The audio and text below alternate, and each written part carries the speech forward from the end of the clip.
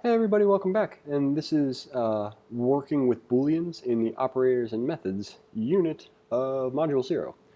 So a quick refresher, a Boolean is a logical data type that can have one of two values, true or false. So first thing that we're going to talk about is the not operator, which is a unary operator, meaning that we apply the not operator to one expression, and it'll give us the opposite of that Boolean expression. So one way to consider this is the word sense versus nonsense, and then somebody disagreeing with that analysis. So the first thing that we could say would be, let's establish a variable, we'll call it sense, and we're going to say that sense is equal to true. So does this make sense? And the answer would be true. And to describe nonsense, we could assign to a variable not our operator, which is an exclamation point, applied to our sense variable, giving us the opposite of sense, which would be nonsense. So not sense is equal to nonsense, which some people have found to be confusing, but other people have found to be useful. So if we log this to the console, we'll see that nonsense has a value of false. Now, it can be very slippery to kind of describe these because is something nonsense? False might imply that it is actually sense, but let's not go down that rabbit hole. Let's just kind of work one way up. If something is sense is equal to true, then nonsense would be the opposite of that. One extra caveat to this would be that if we, where'd we go? If we had somebody who disagreed with our analysis, they might tell us, no, that is not nonsense. It actually is sense. And so what they would say is that not nonsense is then equal to, I think, true at that point.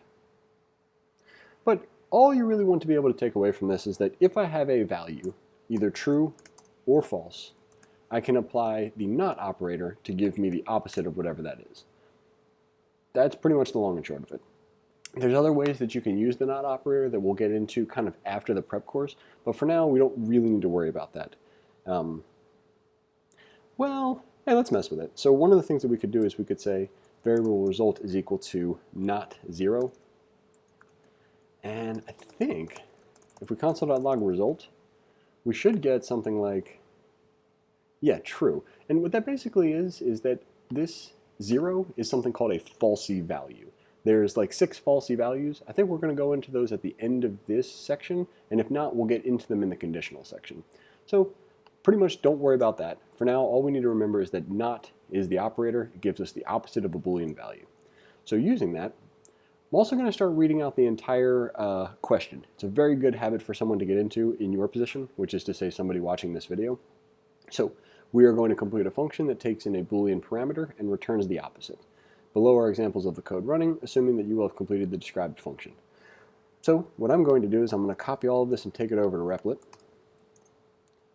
And I'm going to grab these because these are useful as test cases. And what I mean is that once I write this function, if I run it, these correctly outputting true and false means that I have at least done the problem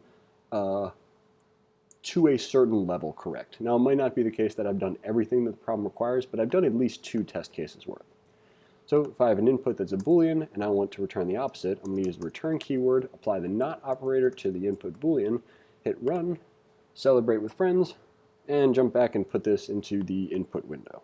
I'm going to copy this, come back here, paste it in, run the tests, and okay, no, we're in good shape. We're looking good.